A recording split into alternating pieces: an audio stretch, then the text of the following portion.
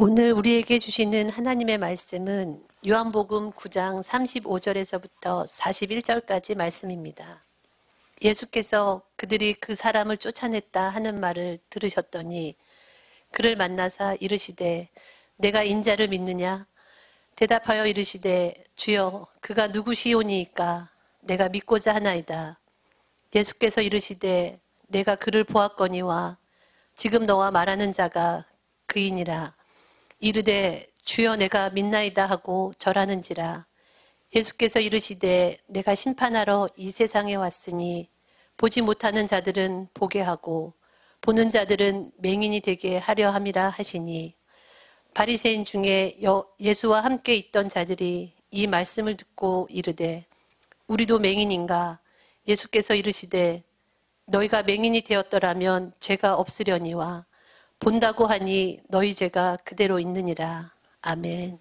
우리는 요한복음 9장을 통해서 선천적 시각장애인이 주님을 만나서 어떠한 변화를 맞이하게 되는지를 살펴보고 있습니다. 오늘 요한복음 9장을 마무리하면서 그 과정을 다시 한번 확인해 보는 것이 중요하다고 여겨서 말씀드리겠습니다. 자, 그는 원래 앞을 보지 못하는 사람이었어요. 근데 주님이 그를 찾아오셨죠. 그리고 그가 눈을 뜨게 됐습니다. 무엇보다도 그는 세상을 볼 수 있게 되었어요. 그 첫 번째 변화 때문에 파생되는 두 번째 변화가 있었습니다. 이건 엄밀히 말하면 아직 완전히 이루어진 건 아니에요. 하지만 이루어질 수밖에 없는 변화였어요. 그는 그전까지는 구걸을 해서 생계를 유지하던 사람이었습니다. 부모가 계셨음에도 불구하고 앞을 보지 못하는 아들에게 구걸을 시킬 수밖에 없었다는 상황을 간주해 보면 그 집은 형편상 굉장히 어려웠음을 알 수가 있어요. 그런데 이제 그가 눈을 뜨게 됐습니다. 사지가 멀쩡한 사람이기 때문에 적어도 이제는 남들에게 구차하게 구걸하지 않아도 먹고 살 수 있는 여러 가지 방편이 그 앞에 놓여지게 됐습니다. 그는 자신이 좀 더 생산적이고 조금 더 역동적으로 일할 수 있는 그런 상황을 맞이하게 된 거죠. 자, 그리고 두 번째 변화가 이제 그에게는 굉장히 가슴 부푼 그런 상황을 주었을 것입니다. 그리고 세 번째 변화, 이것이 어떻게 보면 그에게 굉장히 큰 변화이기도 합니다. 그가 앞을 보지 못하고 있을 때는 지나가는 사람들이 그를 볼 때마다 마음이 움직이면은 동전 한두 개 던져주는 정도였어요. 하지만 대부분의 사람들은 그냥 무시하고 지나갔죠.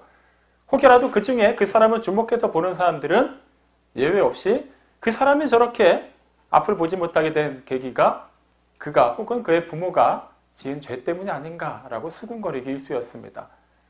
그에게 그것은 지금까지 살아오면서 계속된 아픔이자 상처였어요. 근데 회복할 길이 없었죠. 실제 유대인 사회에서는 그렇게 알려져 있었기 때문에 그도 그걸 어떻게 바꿔볼 수 있는 여지가 없었습니다. 이제 눈을 뜨게 됐어요.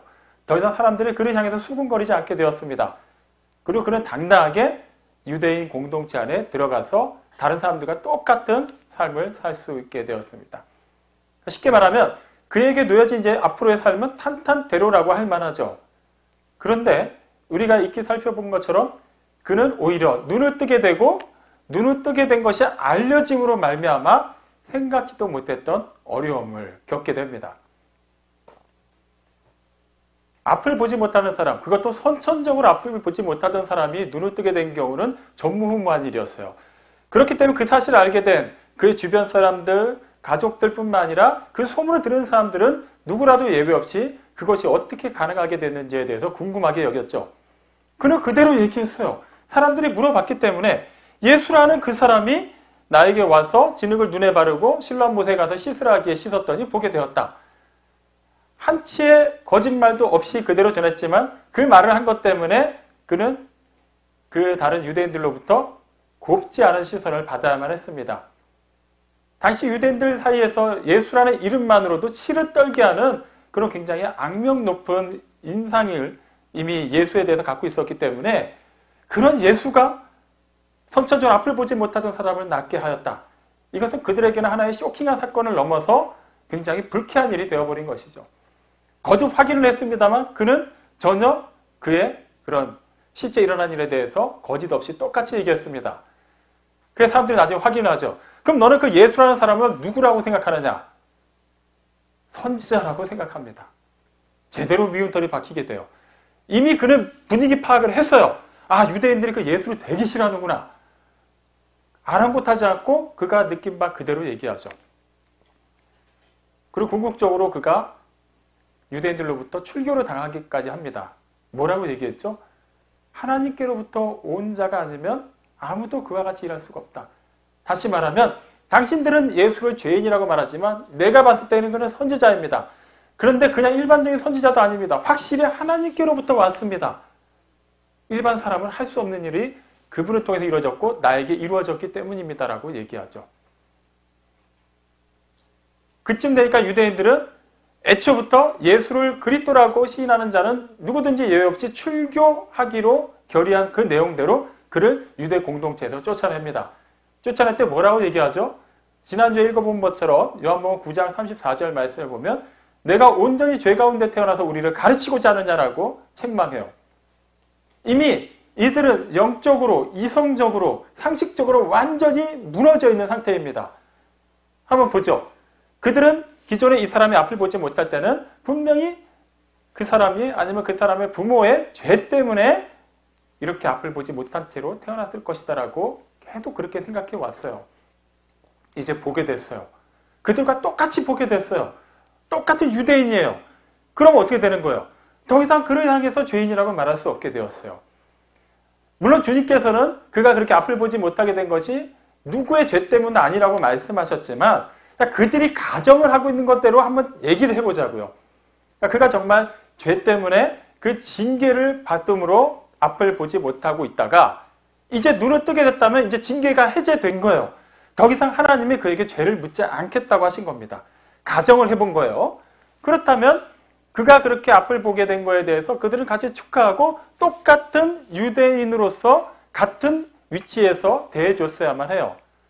근데 지금 뭐라고 얘기하죠? 네가 온전히 죄 가운데 태어나서 우리를 가르치고자 하느냐라고 얘기해요. 아직도 그를 죄인 취급을 하고 있는 거예요.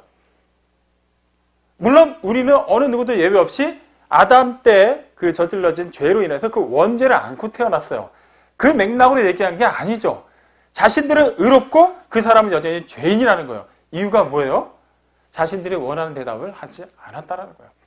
자신들이 죄인이라고 정죄하고 있는 예수를 하나님께로부터 온 자라고 말했기 때문에 그것만으로도 그들의 그 분함과 그들의 그 자존심 상함을 이렇게 그들이 참아내지를 못한 거예요. 가장 확실한 방법은 이 사람이라도 죄인으로 취급해서 너와 우리는 다르다라고 함으로써 죄인인 네가 말하는 것은 결코 옳을 수가 없다라고 정죄하는 것이죠. 어떻게 하나님을 잘 알고 하나님께 기도하고 하나님께 계속해서 예배하고 하나님의 말씀을 연구하고 가르치는 사람들에게서 그런 말이 나올 수가 있었을까요? 그건 어떻게 보면 당연한 일입니다. 우리는 계속해서 살펴보고 있죠. 그들은 하나님을 알지 못했어요. 분명히 하나님 말씀을 열심히 묵상했습니다. 배웠어요. 가르치고 있어요. 삶에서 그걸 실현하기 위해서 장로들이 세우는 전통을 지키기 위해서 무던히 애를 쓰는 사람들이었어요. 하지만 그들은 문자적인 말씀 이상도 이하도 아닌 그냥 그 안에만 갇혀 있었습니다. 말씀이 인격이 되어서 오셨지만 그들은 그 인격을 받아들이지 않았어요. 자신들이 생각하는 이상적인 생각에 몇 가지 하나님의 말씀을 그냥 잘 포장해서 짜깁기 했을 뿐입니다. 내가 생각할 때 옳은 것, 내가 생각할 때 이상적인 것, 그리고 나와 비슷한 생각을 하는 사람들과 그 관계 속에서 우리가 이것이 옳다라고 여기는 것, 그것을 가지고 하나님의 말씀이라고 정의했어요. 아무리 그들에게 복음이 선포되어도 그들이 가지고 있는 소위 말하는 내가 복음에 의거했을 때 아닌 것은 철저히 외면했습니다. 그리고 그 시대의 유대인들, 바리새인들, 사두개인들, 서기관들, 제사장들만의 얘기가 아니라는 것을 우리는 계속해서 확인하고 있죠. 어떻게 보면 지금도 우리에게서, 저에게서 계속해서 반복되고 있는 그런 폐역한 모습이 아닌가 싶습니다. 그들이나 우리나 성도라는 그런 명찰을 가슴에 붙이고 있어요. 그렇다면 정말 우리가 부름받은 자, 구별된 자로서 하나님 앞에 서 있어야 되는데 우리는 그러하지를 못할 때가 참으로 많이 있죠. 그리고 그것을 그냥 두루뭉술하게 덮어버립니다. 나만 그런 게 아니니까 우리가 생각할 때 이 시대에는 이렇게 하는 것이 옳은 것이니까 이렇게 해도 문제가 없다라고 여기는 거예요. 정작 하나님의 말씀이 그대로 임했는데도 불구하고 그 말씀이 하나님을 믿는다는 사람들 사이에서 역사할 수가 없게 된 거예요. 우리 주님께서 어느 장소를 가리켜서 강도의 소굴이라고 말씀하신 거 기억하실 겁니다. 그 장소가 어디죠? 성전이에요. 하나님이 거하시는 집, 하나님 아버지께 기도하는 집이 어떻게 강도의 소굴이 될 수 있을까요? 그 건물은 그대로였음에도 불구하고 그 안에는 하나님의 말씀이 없었습니다. 사람의 생각과 사람의 이상과 세상적인 가치관만이 가득 차 있었어요. 하나님의 말씀이 계속해서 선지자를 통해서 선포되었지만 사람들이 제대로 듣지 않았어요. 그래서 때가 되자 하나님께서 직접 자신의 독생자를 인간의 몸을 입혀서 세상에 보내주셨어요. 그분이 와서 하나님의 말씀을 전하셨죠. 그분이 하신 말씀이 곧 성자 하나님의 말씀입니다. 그 말씀이 그대로 선포되었음에도 불구하고 그 말씀을 들은 사람들이 돌을 들어서 성자 하나님이신 우리 주 예수를 치려고 했던 사건이 어디서 일어났죠? 성전에서 일어났어요. 아무리 성전이 화려하고 아무리 그곳에서 많은 예배가 드려진다 할지라도 그 안에 살아계신 하나님의 말씀이 거하지 않는다면 그 성전은 아무런 의미가 없습니다. 하나님의 영이 거하시는 성전된 우리 각 사람의 몸도 마찬가지예요. 아무리 이 시국에 몸을 움직여서 예배당에 나와서 예배를 드리고 어려운 가운데 우리가 시간을 정하고 우리의 또 받은 우리의 그 소득 가운데 일부를 내어드리고 또 열심히 봉사하고 그렇게 온갖 것을 다 동원해서 하나님을 예배한다고 스스로 자부할지라도 우리 안에 정작 하나님의 말씀이 하나님의 영이 거하지 않는다면 우리가 행하는 모든 것은 그냥 우리 사이에서 그냥 만족하고 의로운 것 그것밖에 되지 않아요. 그것 말도 어딘가요라고 말할 수 있지만 중요한 것은 주님께서 거하시지 않으면 그것은 아무것도 아니라는 것이죠. 주님을 만난 사람, 주님에 의해서 회복되고 고침받은 사람이 그 일을 그대로 전했을 뿐인데 그는 정작 성전에서 예배할 수 없게 되었어요. 정작 하나님을 예배하고 하나님을 믿는 사람들이 모여있는 회당에서 그들과 함께 교제할 수 없게 되었어요. 하나님의 말씀이 그들 안에 없었어요. 정작 하나님의 말씀이 임한 사람이 하나님을 믿는다는 사람들 사이에 들어가지 못하는 이런 참으로 놀라운 일이 벌어진 것입니다. 이 시대에 한국교회, 우리 안에서는 이런 일이 없는지를 다시 한번 확인해 볼 필요가 있어요. 내가 열심히 하는 그건 사실 중요하지 않아요. 열심히 안 하는 것보단 나을 수 있어요. 하지만 하나님께 인정을 받느냐 받지 못하느냐가 중요한 겁니다. 하나님이 말씀하셨고 하나님이 우리 안에 거하시는데도 여전히 우리는 그 말씀을 귀로만 들을 뿐 우리의 전 존재가 그 말씀에 반응하지 못하고 있다면 하나님께서 몇십 시간을 우리에게 연속적으로 말씀하시는 것도 우리에게 실상 어떠한 유익이 되지 못한다라는 거예요. 하나님의 말씀의 능력이 없어서 그런 것이 아니라 하나님의 말씀을 받아들일 준비가 되어 있지도 않을 뿐만 아니라 우리가 그럴 만한 자격이 없는 상태 그대로 어두운 가운데 있다라는 것입니다. 어찌 보면 이 눈을 뜨게 된 사람은 기존에 앞을 보지 못하던 때보다 분명히 건강을 회복하였고 여러 가지 여건이 나아질 수밖에 없는 상황인데도 불구하고 그전보다 더 불편하고 더 외롭고 더 막막한 상황에 놓이게 되었어요. 그래 이제 뭘 먹고 살아야 될지 모르는 상황이 됐어요. 어쩌면 그의 부모와도 함께 살지 못할 수도 모릅니다. 만약에 그 아들을 받아들이게 된다면 그의 부모 역시 유대 공동체에서 출교로 당할 게 뻔하기 때문이에요. 아들 입장에서 부모의 그런 상황을 알면서 억지로 집에 들어가지도 못했을 거예요. 그럼 그는 이제 어디로 가야 되죠? 어떠한 소망도 없는 상태에 누워 있었어요. 그때 주님이 다시 그를 찾아오셨어요. 유대인들에 의해서 쫓겨났다는 얘기를 들으시고 주님이 그를 만나주셨습니다. 자, 이제 주님이 그를 찾아오셨다. 그럼 우리는 충분히 예상할 수 있죠. 앞서서 주님이 찾아오셨을 때 그는 완전히 앞을 보지 못한 상태로 소망 없이 하루하루 살던 사람이었어요. 그런데 그가 눈을 뜨게 됐죠. 이제는 눈을 뜨게 됐지만 같은 유대인들로부터 외면받고 소외당한 사람이 되었습니다. 그런 그를 주님이 찾아오셨다면 이제는 또 다른 차원의 뭔가 극적인 반전이 일어날 것이라고 우리는 기대할 수 있어요. 주님께서는 그를 만나시자마자 거두절미하고 핵심을 찔러서 얘기하십니다. 요한복음 9장 35절에서 다음과 같이 얘기하시죠. 내가 인자를 믿느냐. 여기서 말하는 인자는 사람의 아들이라는 뜻이에요. 하지만 이 본문을 번역한 다른 헬라어 사본들에 보면은 하나님의 아들이라고 번역된 사본들도 많이 있습니다. 자, 그렇다면 여기서 말하는 인자는 사람의 아들이란 뜻일까요? 하나님의 아들이란 뜻일까요? 둘 다 맞아요. 우리 주님을 향해서 말할 때는 그분은 곧 사람이시지만 또한 하나님이시기 때문에 사람의 아들도 맞고 하나님의 아들도 맞습니다. 그러니까 다시 말하면 이런 뜻이에요. 주님께서는 내가 인자를 믿느냐라고 물어보셨지만 그 핵심은 내가 사람의 몸을 입고 온 하나님의 아들을 믿느냐라고 물어보신 거예요. 우리가 예수님을 부를 때 뭐 예수님, 주님, 주 예수, 예수 그리스도, 주 예수 그리스도 뭐라고 얘기해도 똑같은 의미예요. 주가 안 붙었다고 해서 예수님이 우리의 주님이 안 되는 게 아니죠.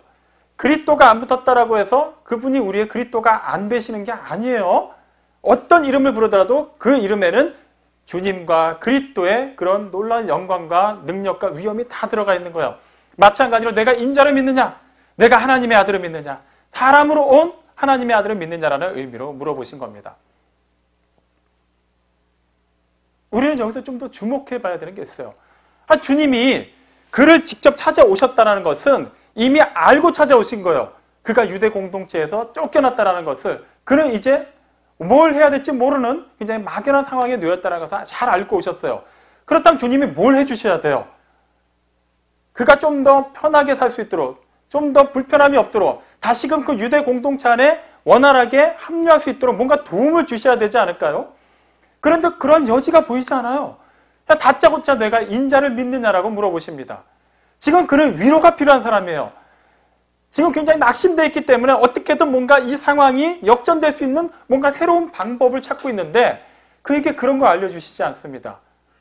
왜 그렇게 얘기하셨을까요? 주님의 그 물음이 곧 엄청난 위로가 된다는 것을 우리는 알아야만 합니다. 자, 보시죠. 내가 인자를 믿느냐? 자, 이 말에는 뭐가 포함되어 있냐 하면 믿음의 대상에 분명히 있다는 것을 전제로 해요. 믿음의 대상도 없는데 다짜고짜 뭘 믿느냐라고 뭘 물어볼 수 있을까요? 분명히 믿음의 대상인 하나님이 있음을 전제로 하고 그것을 확인하신 겁니다. 근데 그 뒤에 살펴보면 39절에서 주님이 이렇게 얘기하시죠. 나는 세상을 심판하러 왔다라고 얘기하세요. 혼란스러울 수가 있어요.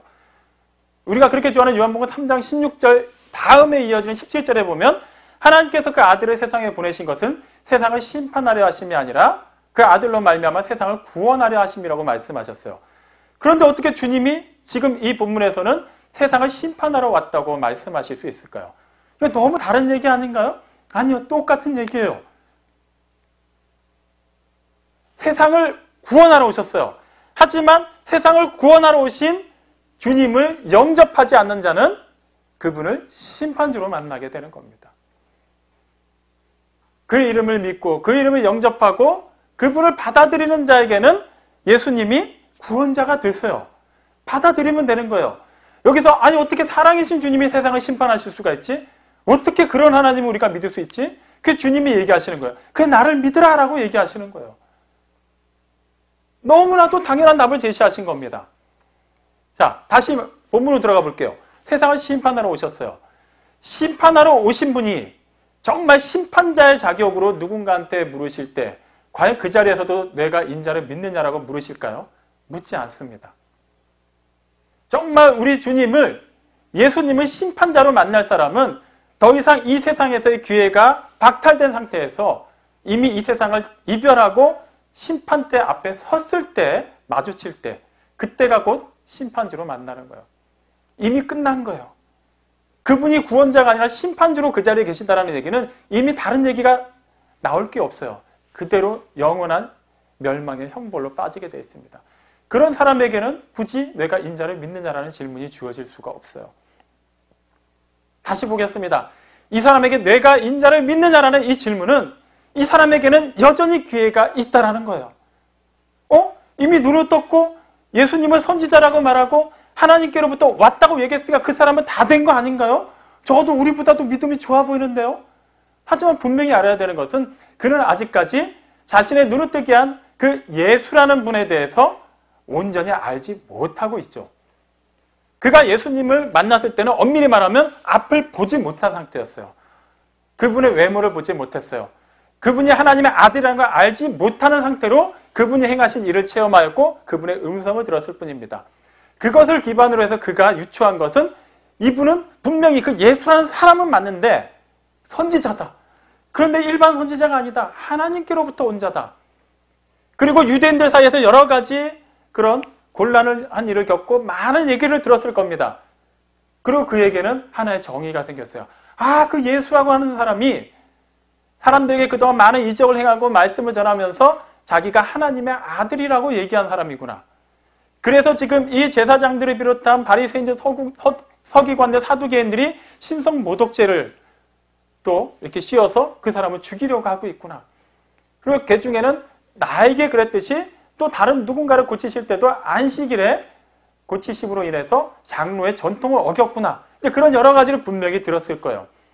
그렇기 때문에 그에게도 나를 눈뜨게 하고 나를 만나주신 그 예수라는 분이 하나님의 아들이구나 라는 모종의 기대가 있었어요.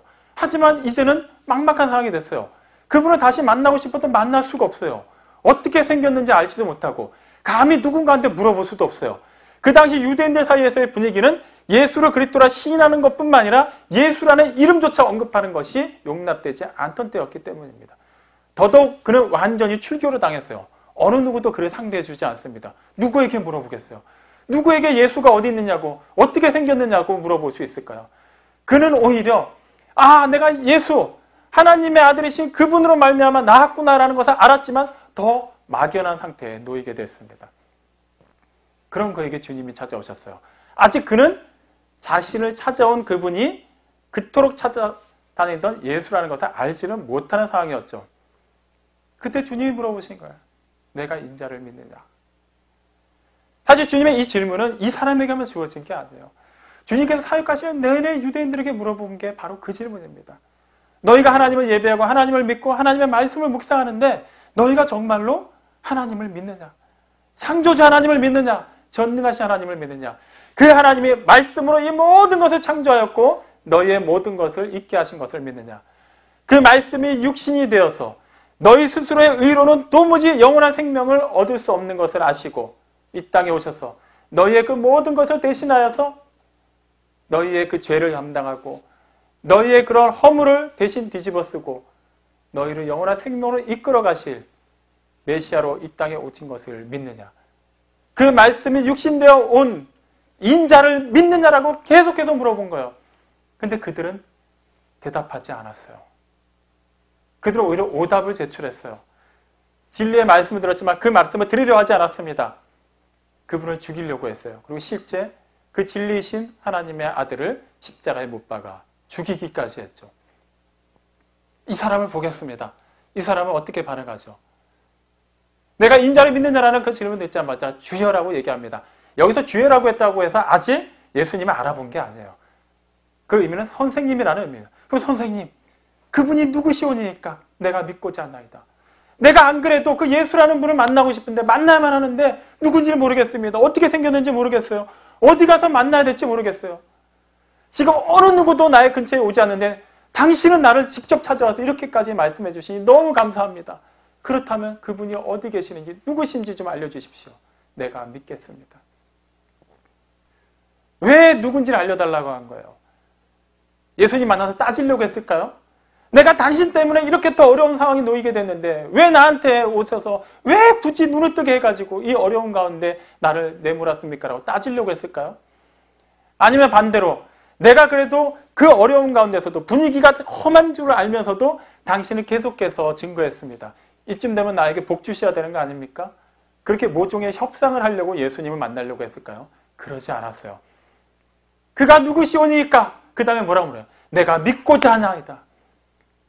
이미 그걸로 된 거예요. 우리가 정말 주님을 찾을 때 주님께서 우리에게 내가 인자를 믿느냐라고 물으실 때 우리의 대답, 우리가 당연히 해야 되는 마땅한 대답은 내가 믿겠습니다가 되어야 합니다. 네, 내가 믿기는 믿는데 이러이러한 것을 좀 해결해 주십시오. 내가 믿을 테니까 이 문제 좀 해결해 주시면 내가 더 잘 믿겠습니다가 아니에요. 어떠한 상황 속에서도 내가 믿겠습니다. 흔들리지 않겠습니다. 주저하지 않겠습니다. 뒤돌아서지 않겠습니다. 그것이 정말 하나님의 아들을 믿는 자의 믿음의 고백입니다. 그러자 주님께서 그의 믿음을 모시고 얘기를 하시죠. 자신을 계시하십니다. 내 앞에서 너에게 말하고 있는 내가 바로 그다. 그러자 그가 어떻게 반응하죠? 38절에 보면 그가 내가 믿나이다라고 얘기해요. 내가 믿나이다. 하나님을 만난 사람의 반응이 바로 이런 것입니다. 내가 하나님을 만났다. 그러면 하나님 이것 좀 해주세요. 그렇다면 정말 하나님인 걸 한번 증명해 보세요가 아니에요. 내가 믿나이다. 이것이 진짜 하나님을 만난 사람의 반응이에요. 그리고 그 다음에 뭘 했다고 하죠? 그는 절하였다라고 기록하고 있습니다. 여기서 말하는 절하다. 우리말로 번역된 절하였다라고 번역된 이 헬라어 프로스퀴네오라는 단어의 의미는 바로 예배하다입니다. 하나님을 만난 사람, 다른 거 계산하지 않아요. 주저없이 그 자리에서 예배하였습니다. 그 즉시 엎드렸어요. 자신이 앞을 못 볼 때 눈을 뜨게 해준 그분이 예수라고 하는 사람이었어요. 그런데 여러 가지 그 과정 가운데 자신이 곰곰이 생각해봐도 이거는 그냥 사람이 할 수 있는 일이 아니에요. 그 유대인들 사이에서 말이 오가는 과정 중에 그분에 대한 여러 가지 정보를 들었어요. 유대인들 사이에서 그분은 죄인으로 낙인 찍혀 있었지만 아무리 생각해도 죄인이 할 수 있는 일이 아니에요. 오히려 의롭다고 얘기하는 사람들이 그동안 자기한테 한 행동들, 언행들을 보면 도저히 이 사람들이 말하는 것을 들을 수가 없었어요. 그는 그에게 임한 그 은혜 그대로를 표현하고 그 그대로를 믿었습니다. 그리고 그분을 사모했어요. 기다렸어요. 그분이 자신을 다시 한번 만나주시기만을 애타게 찾았죠. 근데 그는 어떻게 찾아야 될지를 모르는 막막한 상황 속에 있었고 그런 그를 긍휼히 여기시고 주님이 찾아오신 거예요. 그가 더 이상 뭘 할 수 있을까요? 그가 지금 돈이 많아가지고 주님을 모시고 어디 가서 잔치를 벌일 수 있을까요? 그와 함께 한다는 것 자체가 유대인들에게 굉장히 불편한 시선을 받아야만 해요. 그런데도 이분은 거리낌 없이 그에게 찾아와 주셨어요. 자신을 회복하신 분.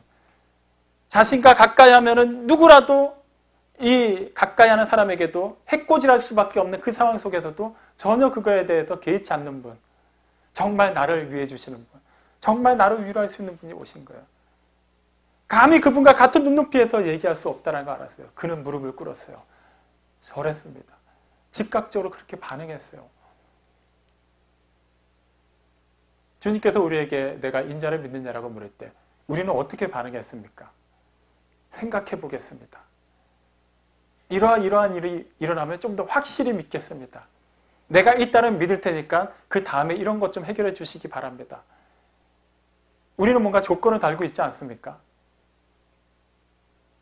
정말 우리가 하나님을 예배하는 자라면, 정말로 주님으로부터 그 질문을 들은 사람이라면 우리의 반응은 주저없이 그분을 예배하는 거예요. 그 사람이 예배한 것을 우리식으로 바꿔서 그냥 주일날 예배당에 나와서 이런 예배 의식에 참여하는 것, 이것만으로 한정하지 마십시오. 주님께서는 우리와 늘 함께 동행하시죠. 그러니까 그분을 늘 우리가 예배할 수 있어야 돼요. 근데 이것을 얄팍한 수로 넘어가려고 하면 안 돼요. 이를테면 이런 거죠. 실상 그분이 내 삶의 중심이 되시지도 않아요. 그냥 이방인으로 철저히 몰아세워놓고 내가 필요할 때만 그분을 찾습니다. 그분이 계속해서 내 마음의 문은 두들기지만 내가 원하는 그런 때가 아니면 결코 문을 열어주려 하지 않아요. 내 삶의 주인은 내가 됩니다. 내 돈이에요. 내 건강이에요. 내 명예예요. 내 가족이에요. 그리고 내 의가 되는 것이고 내가 필요한 것, 내가 누리고자 하는 것, 그것으로 가득 차 있는 상태에서 우리는 교묘하게 이렇게 얘기하죠. 삶 속에서 예배를 드리겠습니다. 이미 내 삶 속에 주님이 찾아와 계시지 않는데, 주님을 모시지 않았는데 내가 나를 예배하는 것 그 이상 뭐가 될까요? 그렇게 하나님을 속이지 마십시오. 그렇게 자기 자신을 속이지 마세요. 먼저 하나님을 모셔드리십시오. 그분 앞에 그 즉시로 예배하시기 바랍니다. 정말 우리의 삶 속에서 주님께서 함께 하심을 믿는다면 우리는 그 주님을 의식하며 살 수밖에 없어요. 세상에서 어떠한 환란이, 어떠한 고통이 있을지라도 그것 때문에 마음 뺏기지 않습니다. 물론 영향은 받을 수 있어요. 우리 사람이잖아요. 감정이 있어요. 우리도 몸이 있기 때문에 피곤하기도 해요. 실제 경제적인 어려움이 있으면 그것 때문에 쪼들릴 수도 있어요. 마음에 상처가 있을 수도 있잖아요. 몸이 아프면 분명히 사람이 지칩니다. 얼마든지 그런 거에 의해서 우리의 그런 감정은 기복이 생길 수가 있어요. 그것을 부인하지는 않습니다. 하지만 우리는 여전히 유한하고 연약하여서 얼마든지 위로 올라갔다 내려갔다 할 수 있지만 하나님은 변함이 없으세요. 늘 살아계시고 전능하시고 계속해서 창조하시고 우리의 연약함을 굽어 살펴보고 계시죠.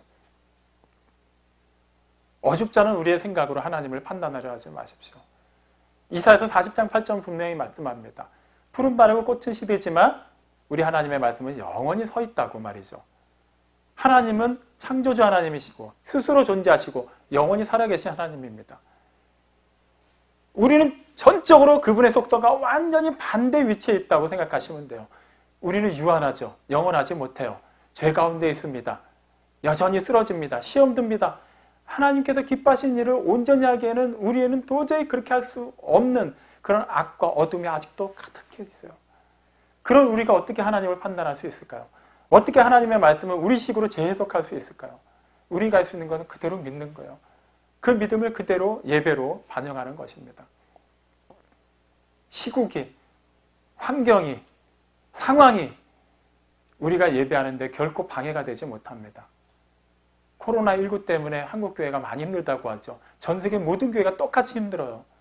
사실 이거는 우리가 예배하는데 아무 문제가 되지 않습니다. 오히려 이 코로나19로 인해서 우리의 그동안의 영성, 우리가 그동안 화려하게 자랑했던 실제 우리가 믿음이라고 자부했던 것들이 무엇인지가 솔직하게 드러난 것일 뿐이에요. 정말 문제가 된다면 우리의 믿음 없음이 문제가 되는 것이지 세상의 그런 전쟁과 기근과 난리와 난리의 소문과 각종 이런 바이러스와 질병이 문제가 되는 게 아니라는 것이죠. 이 눈을 뜨게 된 사람은 완전히 그 유대 공동체에서 버림을 받았습니다. 우리 중에 어느 누구도 이 사람만큼 막막하다라고 말할 수가 없어요. 그런데도 그는 주님을 만났을 때 그 즉시 예배하였습니다. 다른 거 얘기하지 않았어요. 내가 믿나이다 라고 얘기했습니다. 사랑하는 성도 여러분, 주님께서는 자신을 믿는 모든 사람들에게 반드시 물으십니다. 내가 나를 믿느냐? 내가 나를 구원자로 믿느냐? 나를 온전히 주님으로 믿고 나를 그리스도로 믿느냐라고 물으십니다. 여러분은 어떻게 대답하셨습니까? 만약에 그 대답을 주저하였다면 더 이상 미루지 마시기 바랍니다. 생각해보겠다는 그 생각도 여러분 마음에 틈타지 못하게 하십시오.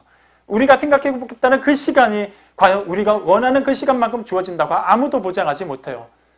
하나님께서 아직 기회를 주실 때 이때 고백하시기 바랍니다.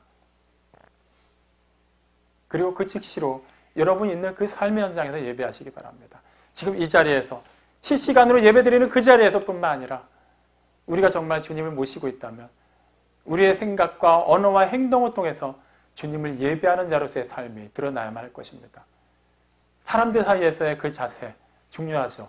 하지만 무엇보다도 우리의 예배를 받으시기 합당한 유일하신 분 하나님 앞에서 예배자로 신실하게 살아내시기를 바랍니다. 그렇게 우리가 주님의 물음에 응답하고 그 응답한 바대로 살아낼 때 세상에서 알 수도 없고 세상에 줄 수도 없는 위로와 평안이 우리에게 임할 것입니다. 여러분 어떠한 힘든 상황 가운데 있더라도 기뻐하시고 감사하십시오. 우리가 믿는 믿음의 대상은 전능하신 창조주 하나님이십니다. 그분이 우리의 아버지가 되십니다. 그분이 우리를 제자 삼으셨고 우리를 종으로 부르셨어요. 우리의 모든 것에 책임져 주시겠다는 그분의 의지를 우리에게 알려주신 겁니다.